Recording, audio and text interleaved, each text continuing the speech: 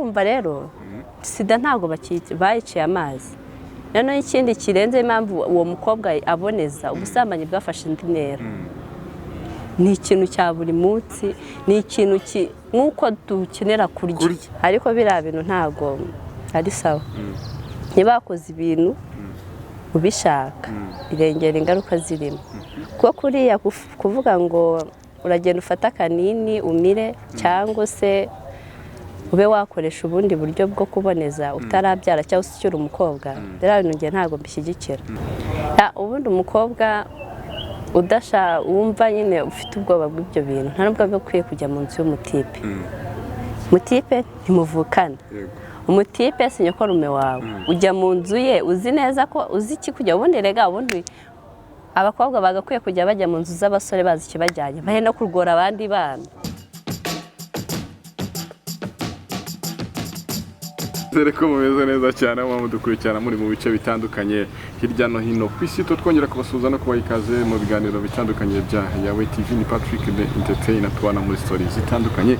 Banze mwibutse kandi turi kumwe na Body Max Fitness bagufasha kuba physical fit, kugabanya ibiro, gukora umubiri, kongera ibiro cyangwa se kubigabanya bitewe niko wifuza gutera. Uyu munsi size zigezweho turazifite cyane muri Body Max Fitness. Utapfa kumenya imyitozo ijyanye no kwifuza gutera rero mu giporoso usa n'uwerekeza i Kanombe winjiye muri Hilltop kata ibumoso bwawe ugeze kuri Body Max Fitness. Dufite gym nziza cyane, sauna and massage, dufite swimming pool ku bantu bikundira koga. Mutugane tubaha izo serivisi mu gihe cyangwa se muduhamagare kuri 07 835 tubaha izo serivisi nziza cyane. Turi kumwe kandi n'umwari mwiza cyane murimo kubona kuri TV zanyu. Tugiye kuba twiganirira mu mituku ye yo kuri Saint Valentin. Umeze neza? Ariko Saint Valentin ubundi yari umutuku gusa, ariko hazamo na black. Hazamo na black. Ubwo bivuze ko Valentin tuzuye. Ntago yuzuye, nyine naze kuyuza ko atari umunsi wayo. Ahubwo nanjye nambaye umukara, ubwo bivuze twabihuje nari. Umukara sure, genda abantu ufite umweru. Urangotoje, umeze neza? Twishimiye kukwakira kuri Yawe TV. Murakoze cyane. Uratuje cyane kabisa. Koko se nzahindura nibyo gutuza ntago ari ibisirimu. Ukunde kwambara uturinete ngo bari abantu nyine babazakira tu. Burasa nibyo ra? Nibyo. Buranzakira. Uzakira. Umeze neza, twishimiye kwakira kaya force kawe. Nakaya force niko bazita. Ntabwo tuzimenyereye izo. Wahisemo kwambara gutyo ugendeye ku ki? Ubundi njyewe ntago ndi wa muntu upangira iko nzambara mbere y'igihe. Ngenda karaba mba muri douche nkajya mu ivarisi nkareba nyine ikintu numva kinyuze. Bingabandi bavuga ngo none uriya nk'ukuntu ngoma nambaye kandi ngo ubusimba nanabyitayeho. Gusa noneho ngo ngoma nabyitayeho noneho byabimeze bite? Nawe bibaze noneho. Noneho abantu bareba ukuntu usa bibaze ngo uramutse utabi wowe wabyitayeho noneho byabimeze. Nawe noneho byibaze. I can't wait. Uri utanze agaruka ntago kabakoze. Kaba kameze gutyo ukuntu cyane wowe bihindura. Ni njyewe nyine ubihindura. Sokoza nuko numva nifuje. Okay. Ni sawa cyane kabisa. Banze umwe ugafata. Kabaranje. Cyo bajya kuvuga ngo mu oranje ubone ngo barayabari bakira amasugi. Ariko sinzi ibyo niba harano babihuriye n'ukuri. Bose nanjye sindiyora. Okay. Ntago mbyemeje ariko. Nawe ubwawe uri muri arashidikanye. Ubuse bite? Ariko burya nanjye ndisugi. Okay, ni fresh cyane kabisa. Kamera ko usugi. Kamera ko usugi bwawe. Cyane. Nasigo usanga urubyiruko ahanini corona amasugi wa mugani umuhanzi umwe ugeze kurimba ngo bari bataba amasugi ni Kemozera cyangwa se Bulldog. Ariko urumva nayo by'agaciro kuba mu gihari. Cyane. Nubwo wenda benshi batakirizo ariko bake turacyahari. Cyane kabisa. Uyu munsi none ndashaka twiganira ku bintu byerekeranye no gutwara inda.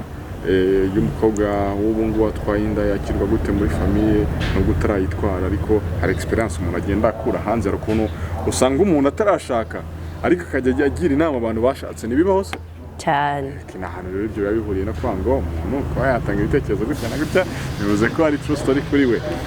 Arigiye kuri uyu munsi none usanga abakobwa batagitinya inda. Niko biri batagitinya inda gutwara inda. Kuzitinya barazitinya ariko nanone ntago biri ku kigero cyo hejuru. bisa nkaho nyine byacishije make kubera ko umukobwa utwaye inda inaha mu Rwanda ntago bagitanga ibihano nka mbere. Mbere ho nyine urumva byabaga ari kizira n'umukobwa w'umunyarwanda, ariko ubu ngubu umukobwa utwaye inda asubira mu muryango, asubira ku ishuri, ndetse nta n'ahantu na hamwe akumiriwe kuba yahagera muri kino gihugu. Niyo mpamvu rero akenshi uwo byagezeho ntabwo bimubera bibi nka mbere, ariko kuzitinya barazitinya. Buriya umukobwa ajya gutwara inda ari ibintu bimugwiririye. Ariko sigaye uvuga ngo umukobwa w'ungu watwara inda uko abishakara, ibintu byaroroshye, ajya gutya agaca muri farumasi agahita arangiza fe. Ni amakuru mba numva. Oya nyine ibyo bintu bibaho, ndetse navuga ko abantu benshi ari nako babigenza, ariko biriya bintu ntabwo ari sawa. Niba wakoze ibintu ubishaka birengera ingaruka zirimo, kuko kuriya kuvuga ngo uragenda ufata akanini umire cyangwa se ube wakoresha ubundi buryo bwo kuboneza utarabyara cyangwa se ukiri umukobwa, biriya bintu njye ntabwo mbishyigikira. Aho biriya bintu akenshi birakwangiza, ndetse hari n'abakobwa benshi cyangwa abashuti banjye benshi byagiye bigiraho ingaruka, ugasanga ni umuntu waboneje akiri umukobwa, mu gihe cyo gushakwa rero urubyaro rukabura kubera bya bintu nini yagiye anywaza, onape yagiye akoresha, numva nyine biramwangiza. Abantu nyine ntabwo baramenya cyangwa baha agaciro icyo kintu, ariko buriya haramutse habayeho nka gurupe runaka iganira kuri ibyo bintu, abakobwa bakagenda bababwira uburyo ki onapo zangiza, ntabwo bakongera. Kwa kongera mfite ama example menshi y'abakobwa tuziranye byagiye bibaho gutyo. Bakeneye ubuvugizi, byibuze ibyo bintu bagashaka ukuntu babyigaho bakanabyigisha kandi. Umuntu akaba rero kuba nyine abo bakobwa batakibitinya, byose ntibyateza umurindi kumva nyine kera umuntu yatwaraga ibintu ugasanga niba ari kumwohwa niba ari kuyote, ariko usanga nyine ari ibintu byatari ko umuntu yatwaye inda, none ubu ngubu niba atari ibintu byitabwaho, si ubwo so ubutiza umurindi kuzitwara. Ntabwo navuga ko ari ubutiza umurindi, ariko nanone mu yindi shusho niko biri, kubera ko umukobwa utwaye inda ntabwo akomeza ubundi ari umukobwa deje. Ibyo ubona abakobwa babyaye basubira kuba abakobwa, basubira kuri twa dutaye twabo, basubira kuri ya myambaro yabo, ndetse bakongera bagateretwa bushya, bakubaka n'urugo. Niyo mpamvu rero batakibitinya, nyine bumve ko icyo kintu kizira nk'umukobwa w'umunyarwanda.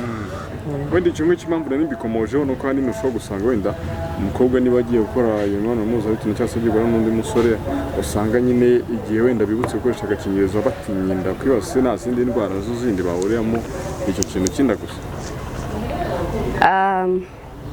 Ibyo byose umuntu ahubwo Sida nta mbaraga igifite, ahubwo abenshi batinya inda. Ibyo byose ubundi nta kintu rega kidafite imbaraga, habe Sida habe inda, kuko inda irakwangiza. Ushobora gusubira mu buzima ubamo cyangwa wabayemo, ugasubira kongera kugira swaga nk'izo wahoranye ukiri umukobwa. Ariko imitekerereze, ikintu cyo nzi ku mukobwa wabyaye nuko mu bwonko hakura uko yaba angana kose. Ngaba ari abana batwarira ngo 19 18, baramuramutse muganiriye n'umuntu w'umudamu yamugira inama. Reka none se ubwo ngubwo umva atari byiza ahubwo kwitwara niyo bituma umuntu mu bwonko akura. Oya, ntabwo navuga ngo ni byiza, nta nubwo twakagwiye no kuba tubishyigikira. Twagakwiye kuba tugifite indangagaciro z'umunyarwanda za mbere, uko wenda viziyo nyine yabaye viziyo, ariko iminsi ya nyuma deje. Hanyuma ikintu warumbajije ku nyine ngo ntabwo bagitinya Sida. Sida ntabwo navuga ko umuntu atayitinya, ariko ntabwo igifite imbaraga nk'iza mbere, kubera ko bifite inkingo, iravurwa igakira, cyangwa se yaba itanakize baguhereza ibinini bizatuma uhora uri muzima, kuko biragoye kuba nahura n'umuntu urwaye Sida nkamumenya. Nta kimenyetso. Ushobora no kwibana imyaka 60 70 ntacyo yigeze gutwara. Niyo mpamvu rero batakibyitaho cyane. Nose ubwo ngubwo arakano uvuze ndibaza yawe negative side cyangwa positive side kuma ko wa mukobwa abyana ubwo yari 16 cyangwa se imyaka 16 ye nyine mentalite yirakura mu bwonko arakura yumva ko yagize inshingano nyine umwana we agomba kubona amata nubwo se nanone yawe atamwitayeho ibyo ni byiza byo gutwara inda cyane ibi ntabwo navuga ko ari bibi kubera ko nyine aba yagize inshingano kandi buriya iyo wagize inshingano uba wageze mu kigero cy'abadamu bubatse ingo kubera ko wowe iyo uri umukobwa utekereza wowe ubwawe ndakoraho amavuta ndakoraho ariko uba ufite abantu babiri utekerereza uritekerereza ko ukeneye amavuta hanyuma mu gihe ufite nk'igihumbi uravuga ati se ningura amavuta bebaragiye iki udupampa tuti igihumbi ni kirimo nka tubiri nyine ugasanga nyine aratekereza ha babiri ntago imibare iragutse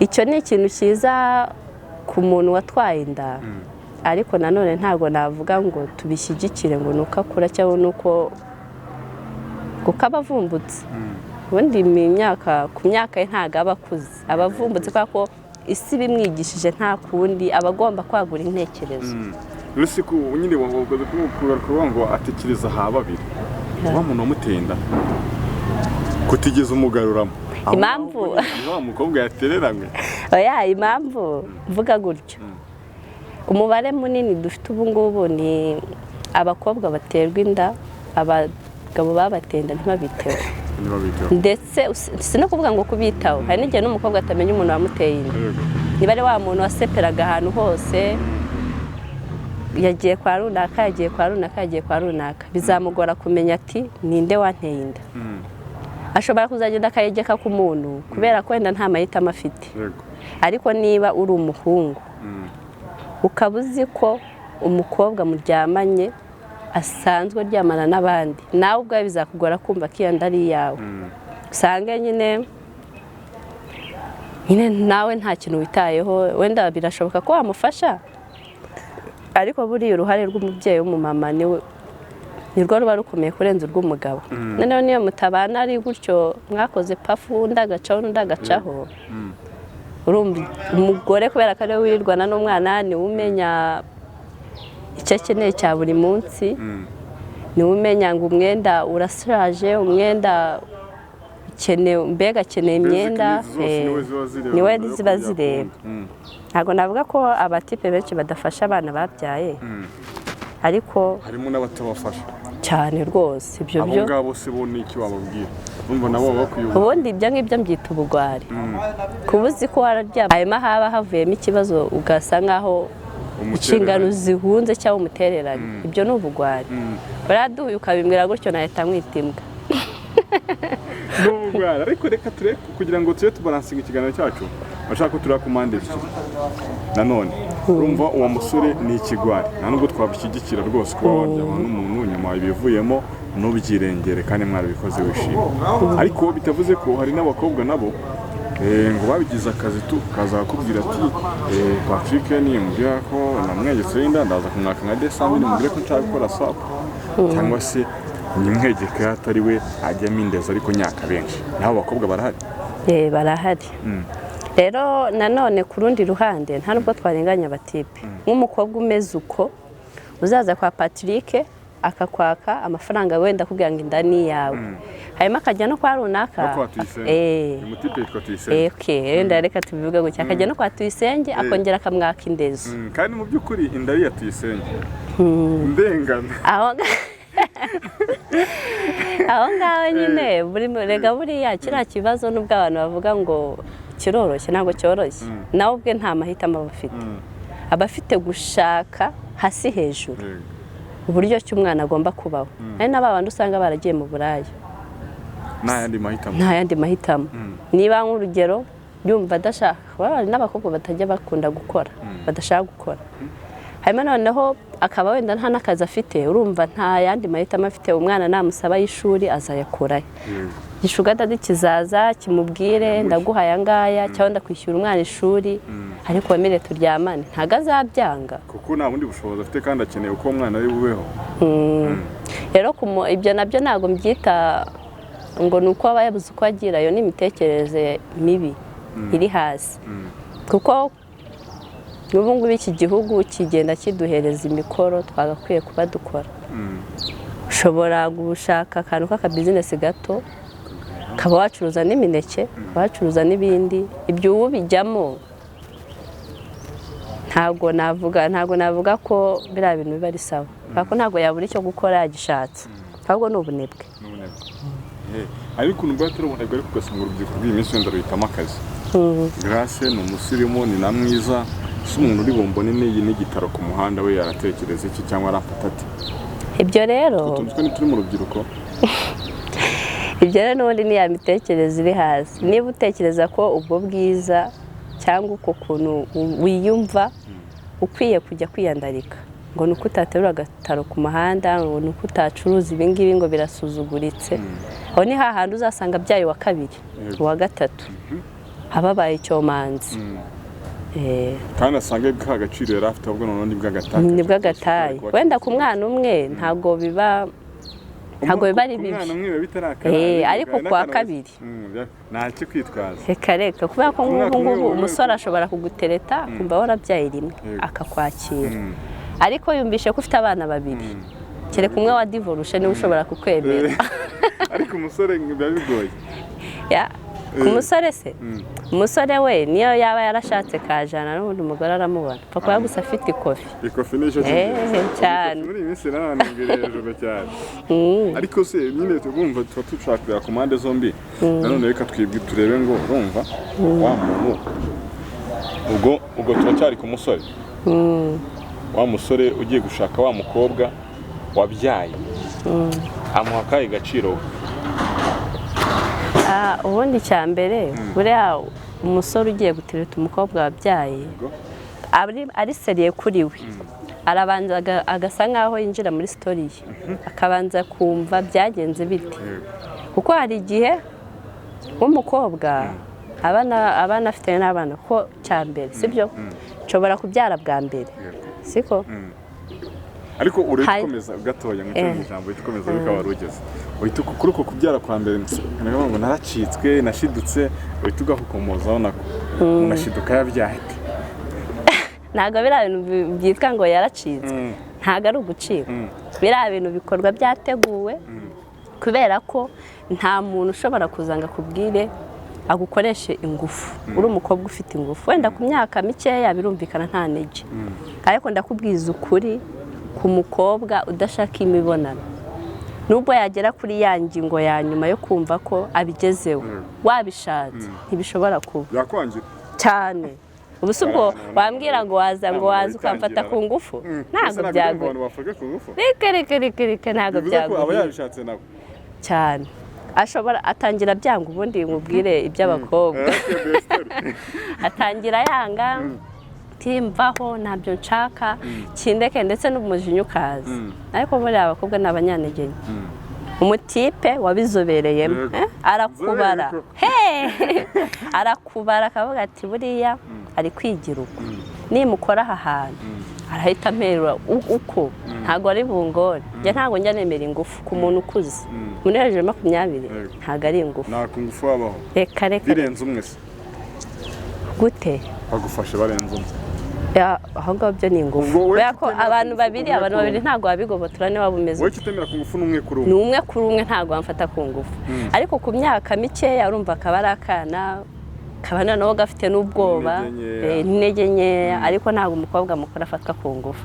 Biriya bintu biba babiteguye, bishobora kuba byateguranywe ingufu, ariko finally urabyemera ukirekura, kuko utirekure nta kintu cyaba. Uvuze numva kasa n'akari baseriyemo ukuntu utu umukobwa ashobora gukatira burundu bikakurenga ari niyo wawe cyane, ukaba wasohokera imbaraga ukazikuraho isuku.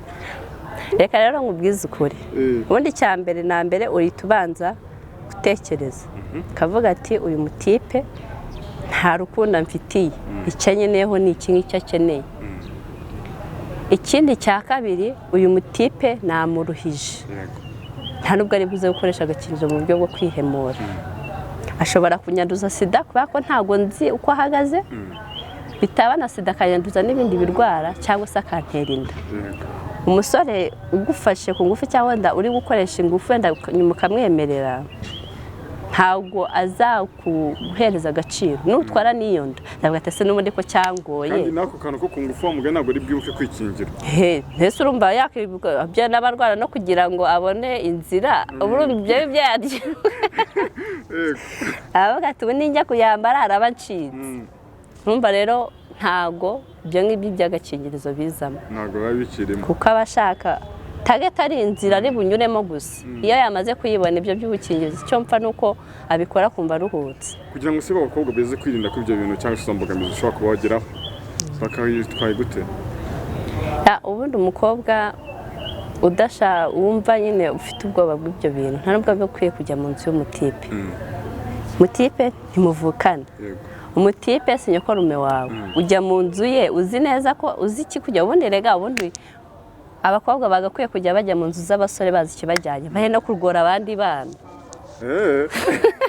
kuko urambwira ushobora kumbwira mu rugo ugenda uzi ko utagiye kugorana none cya mbere cyo ahantu uba ugiye si iwanyu rero ikindi cya kabiri ahantu uba ugiye si kwa musaza wawe ubu urambwira ubujyanywe n'iki ariko rero nk'iyo myumvire nayo sizi ko aho ngaho wenda twabuze 100%. nanone hari igihe usanga nanone hari abasore se tukiriho baba bana beza udusura ugataha reka bibwize ukuri bivuze ko nanone hari ukuntu abantu bishyizemo isura yo kuvuga oya buretse gato nkubwire Patrie no kuri icyo kintu birashoboka kuri wa muntu ugufitiye amarangamutima ya nyayo atari irari wa muntu ugukunda agufiteho target birashoboka kubera ko abavuga ati uyu mukobwa turakundana ndetse dushaka no kuzabana aho ngaho niho bishobora gushoboka ushobora kumusura ukagenda wenda bitewe n'ibyo mwiyemeje ariko kuri wa muntu w'irari bavuga ati nancika n'ubundi arajya ahandi cyangwa nancika ndabamombye nta kintu ndibe nkoze aho ngaho biragoye kugira icyo mvuga ngewe ni ukuntu nyine abantu bishyizemo ko buri mukobwa wese usuye umukobwa gahunda igomba kuba iyo myumvire izava mu bantu gute ko ngo ko hari n'abasore usura ugataha tugiye turimo turacyarimo njye ntabwo mbizi ibyo ngibyo kubera ko ntawe ndabona ubundi njye mvuga ibintu nabonye buriya ngewe njya gukomoza ku kintu ufite ingero z'umuntu runaka rero ngewe nta ngero mbifiteho nta makuru bifite reka Grace ariko ni sawa cyane kabisa turimo turajyana ubwo ngubwo yangaho kiriho nuko umukobwa niba agiye gusura umutipe agomba kuba rwose yabyiyemeje atari buze kugorana kabisa none se reka ngubaze Patrie urifashe uvuye Rwamagana sibyo uje i Kigali uje gusunze kugushura umusore yanakohereje itike none se urumva wava Rwamagana atakohereje itike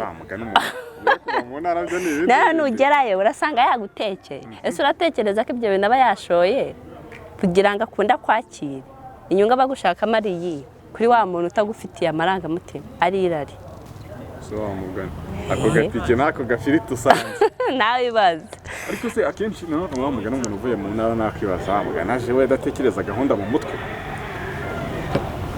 cyane nk'abantu bo mu ntara baba bagifite bwa bwoba barani Kigali abakobwa n'abatipe barakutse ariko mu ntara ahenshi haba hakiri wa muco yego ntago haburamo ibintu nk'ibyo ariko haba hari wa muco nawo abantu batinyana nyine aho wa mugana umuntu w'umunani byoroshye kumushuka kumva biroroshye niba cyambere cyo nano ibaze yinjiye muri Kigali kandi Kigali ayifata nk'amateka ageze mu muntu uza mu rugo rwawe asanze harasa neza afite akageto kiyubashye aravuga ati pu uyu nguyu yaramutse ananenda twanagumana ntago nazaseba iwacu bazi kandi wowe ikintu ubutekereza mu mutwe yavuga ati pu kandi akarya gatahe wovuga uti nana vano uragenda nimero nayisiba cyane cyangwa uko nawe ukanagwamagara ukamwihorera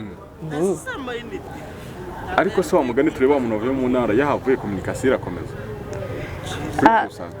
ubundi reka nkwereke ikintu cyo nzi neza nabonye umutipe iyo wamuhaye akagushima biragoye kuba ko akureka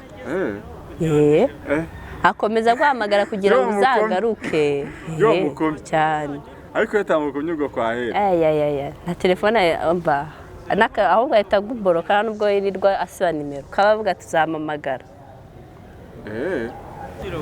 utekereza kure bya bintu uzi ko biba bikazuba ubundi ikintu urubyiruko rukeneye mu mutwe hatekereza kure be gutekereza iby'aka kanya batekereze n'ejo hazaza uvuga ati se niba iki kintu nyigiyemo umusaruro nzakoramo ni uwuhe ese ningukuramo nzaba mfite ubwo bushobozi bwo kwakira icyo kintu ese ubundi sosiyete mbamo izanyakira gute icyo kintu nikimara kumbaho umuryango se wo nzaba nkuhesheje irihe shema ibyo ngibyo nuramuka ubitekereje ugatekereza iwanyu ugatekereza sosiyete ubamo ndetse ugatekereza n'ingaruka bishobora kugira mu buzima abenshi batwara inda abenshi bareka amashuri kuko nk'ubu ngubu wenda umwana w'i Kigali iwabo baba bafite ama etaje nta kintu ariko umwana iwabo uzi ko ari abakene kubaho bigoye aho ngaho ubundi utekereza gute kujya muri ibyo bishuko cyangwa kujya muri izo ngeso mbi uzi neza ko harimo risike ubwo ubuzi ko niba iwanyu barakureze barakwishyurira babanje kugurisha imyaka barakwishyurira babanje guca hirya no hino kuguzaguza urumva uwa kabiri we bazamushobora biragoye ni hahandi rero umwana w'umukobwa atangira akareka ishuri akavuga ati reka njye njyana na mama guhinga reka njye ngiye gukora ikiyede reka njye ngiye gukora ibingibi ugasanga aya mashuri ye aracitse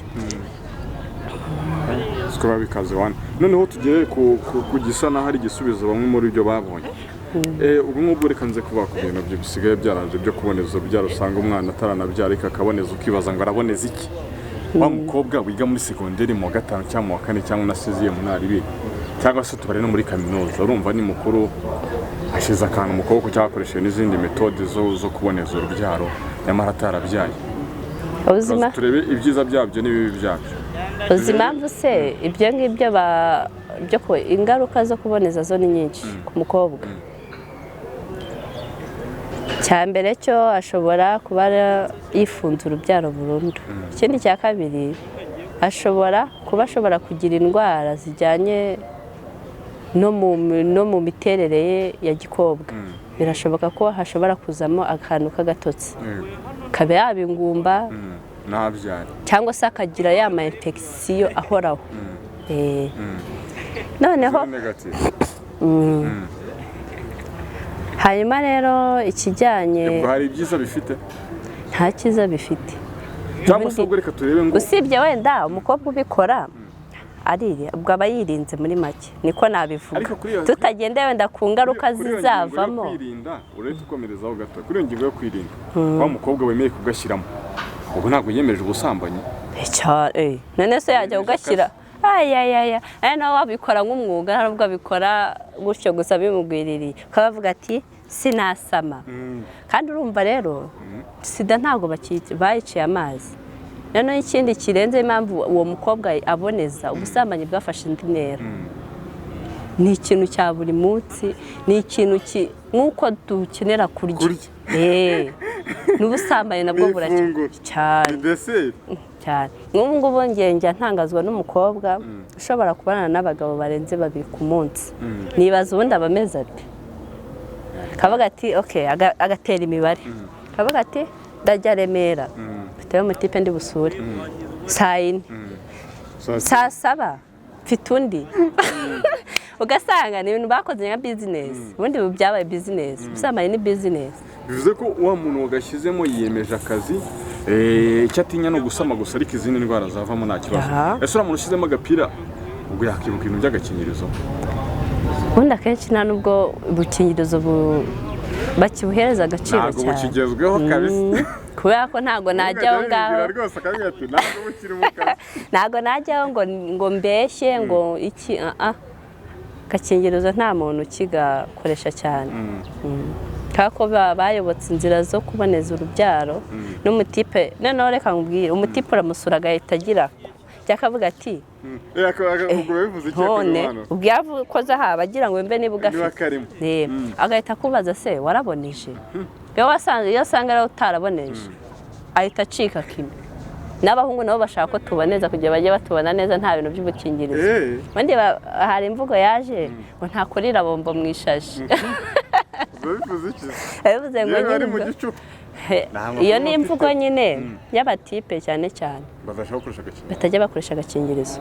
Noneho nk'uko iyo muri nko mu Kigali muri kuganira buri wese avuga ku bakobwa yariye cyane, musigaye mugira umunwa ni ukuri kw'Imana. None nzi ko umunwa ugirirwa n'abakobwa. Ako nawe noneho reka nkwereke urugero, uryamana n'umutipe siko mwazajya mu kabari uri kumwe n'abandi batipe, waca ukavuga ati kariya narakariye kikirani sawa. Oya kugenda avuga ku batipe, kugenda umuntu bivuga ngo naryamanye na Grace, biriya nabyo ni ububwa. Kirani igikorwa kibanga kibera ahantu h'ibanga, cyagakwiye no kuba kiri ibanga muri wowe cyane kabisa. Iyo watangiye kugibwira abandi, ahubwo aba witanze de, ntaho huba usigaye urumva amabanga ubuyamenye. Niba ari kiriya kintu tugifata nk'igikorwa kibanga gutyo gishyira ku mugaragaro, ngo ni ukugira ngo wemeze abantu, ubundi ngo ni ukwemeza abantu.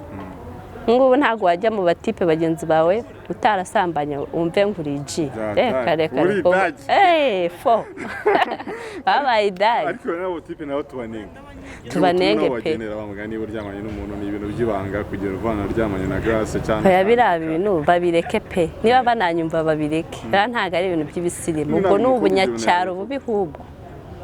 None se ubwo nk'uko bihurahe n'abakobwa nabo hari igihe avuga ati wenda niba aciye kwa Tuyisenge agasanga Tuyisenge ku ikofi yararekura, ko ushobora gusanga Grace aguteje undi Grace amuti wa musore. None se ugira ngo n'abakobwa nabasize nabo nuko nabo bijyana uzaba guhererekanyije abatuzi ko wa mutipe. Aya hanigiye n'abatipe bakutse cyangwa abakobwa bakutse ushobora no kwipevera ibyana bibiri cyane.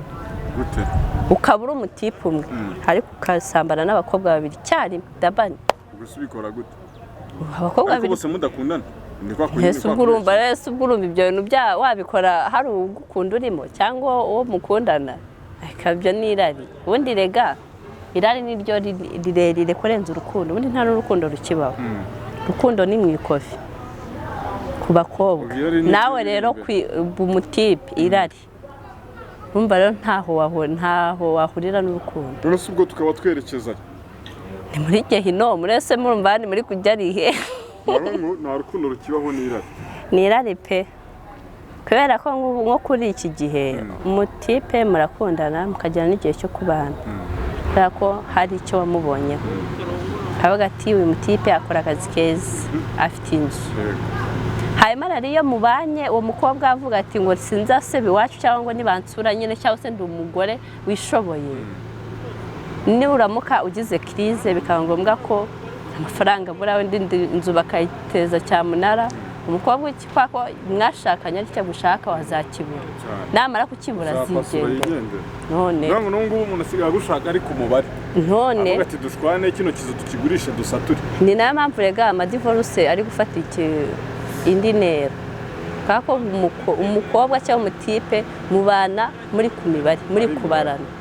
Ariko imbare myinshi n'abakobwa, gusa umutipe abakobwa mugani ko nari ngiye kubogama, so gusanga ari n'abakobwa bafite ikofi nabo n'umutipe nawe yimubaramo cyane. N'umutipe sugira ngo aracyajya kureba kakobwa ko mu cyaro katize, araza kavuga ati ubundi cyane ikintu akubaza warize.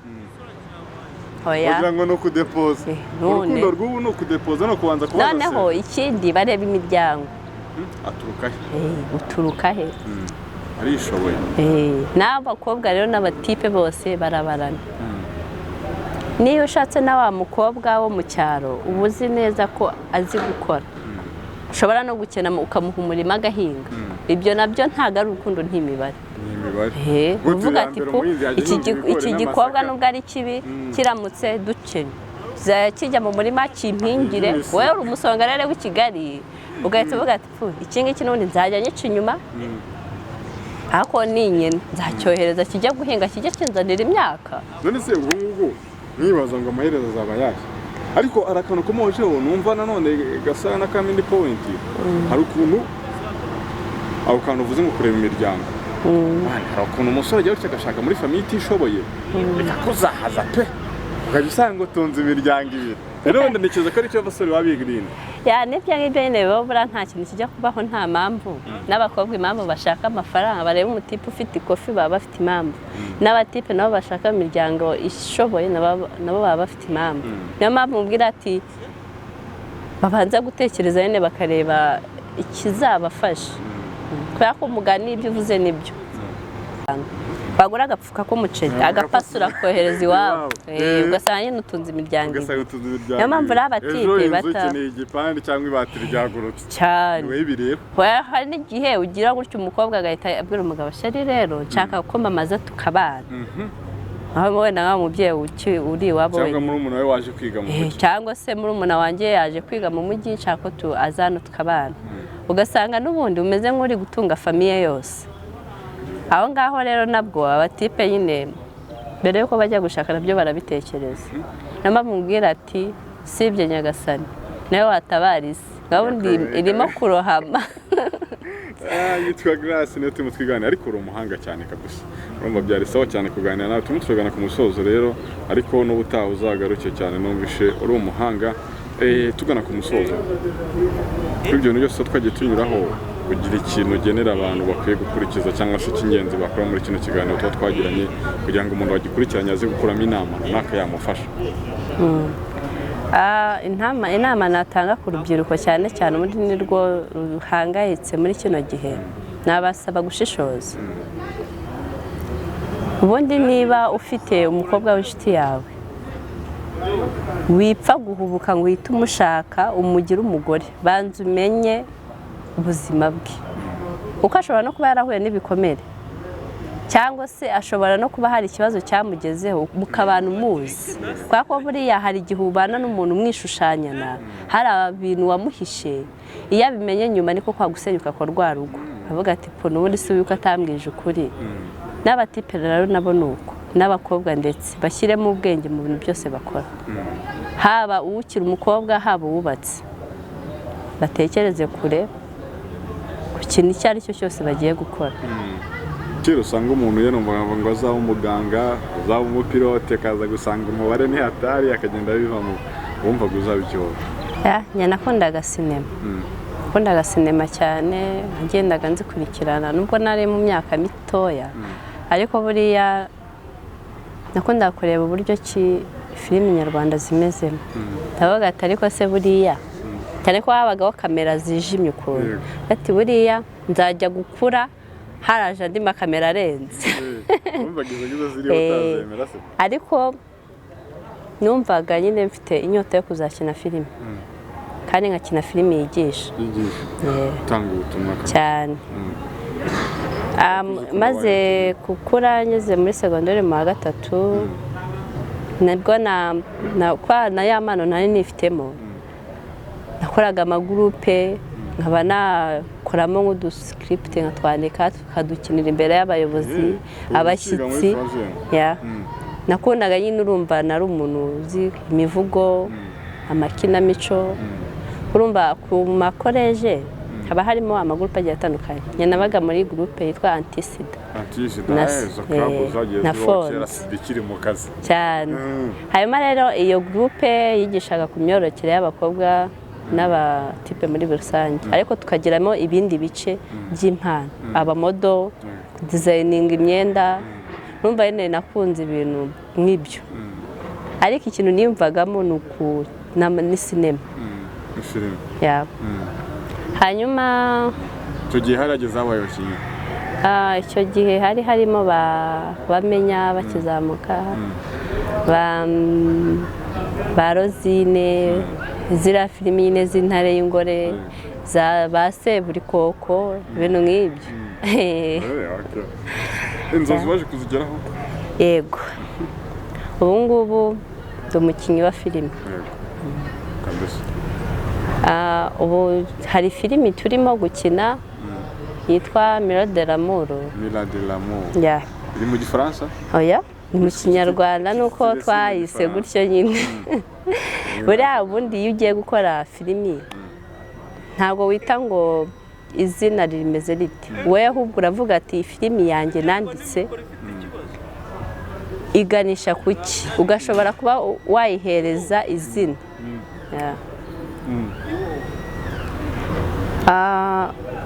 Mira de l'amour niyo ya mbere wabakinnye oya ntabwo ariyo ya mbere hari indi yitwa Derira Company nakinnye ariko hapi kabisa oya ubundi filime yita bitewe n'uko yanditse. Hakaba hari indi yitwa Indahiro na kimwe.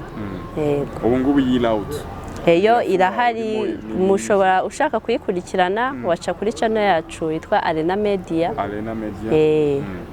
Hanyuma noneho hari yabanje yitwa nyine Indahiro, yo nayo nyine ntabwo irarangira ariko turacyakora andi ma episode, hageze ama episode 4 nayo ariko iracyakomeza. Ushaka kuyikurikirana waca kuri iyo channel yacu.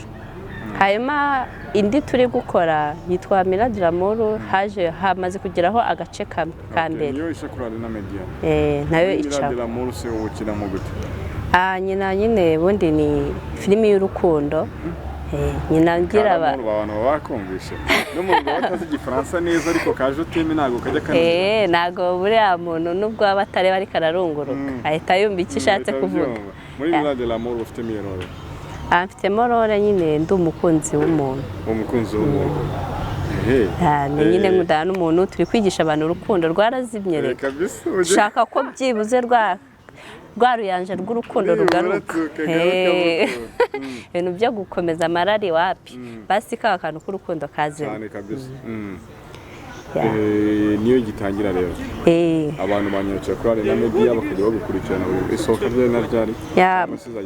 Ica nyine isohoka buri cyumweru ama episode aba nyine iba yamaze kugeraho. Akene first sana kabisa umutipe muzakomeza mukundane. Usanga abantu bigisha ibintu ariko basanga boni babikurikiza. Umva ibyo mvuga ariko nurebe ibyo muri gishana urukundo ejo mbise mutandukanye. Ugira ngo se biranashoboka ko umugani ushobora kubikina ariko utanabikora. Ariko byibuze ushobora kwireka ariko ukigisha abandi. Hari n'abahanzi bajya barimba indirimbo z'urukundo ariko nta mukunzi agira. Cyane. Cyane barahari benshi. Ni sawa cyane kabisa. Courage rero munakuvuga ngo courage. So urumva arakanavuze ngo intego nazigezeho ariko burya hari igihe utarazigeraho ahubwo ari mu gutangira. Nyine no gutangira ubu ngubu ntago biragera ku rwego rushimishije ariko buriya iyo wabonye intangiriro ukabona support y'abantu biroroha kugira ngo use nka uzigereho zikabakabe. True story kabisa. Wifuza nko kugera nk'iyi filime uvuga uti wangiza nko muri rwose kawa gafashwe. Oya nge ntago ngendera kuri ibyo ngo wangiza muri iyi. Njye ubundi ikintu nkora nyina filime irimo inyigisho. Buri itarimo inyigisho ntago nayikina. Ntago mba nitaye ngo iragera ku kigero kingana uteragira views zimeze gute. Buriya reka kubwire filime ubwayo niyo yicuruza. Niba nukina filime nziza buri muntu wese naza kuri YouTube akabona hagashusho cyangwa akabona wenda izina cyangwa se akaba yafungura akareba hagace. Niba ukina neza bizamukurura yumve ko nikarangira yumva babaye tavuga ati indi zaza ryari. Usanga ari kuzikurikirana kubera ko wavuzemo ibyo cyangwa se iyo filime imukora ku mutima. Ubundi iyo niyo target y'abakinnyi tuba dufite. Okay, thank you so much guys. Reka twifuza amahirwe y'amasara kugera kure. Okay, thank you so much. Wakoze cyane kubana natwe no kuza kuganiriza abantu babakurikiranye yawe TV turagushimiye. Wakoze cyane kadushimira n'abandi bantu bari badukurikiranye mukomeze kunogerwa n'ibiganiro byawe TV ibagezaho umunsi ku munsi. Musure website ya tv.com kugira ngo mubashe kumenya isi bayerekeza mu menyamakuru. Ikintu cya mbere n'amakuru. Reka dusubire mu biganiro byacu bitaha. Amahoro y'Imana abane namwe.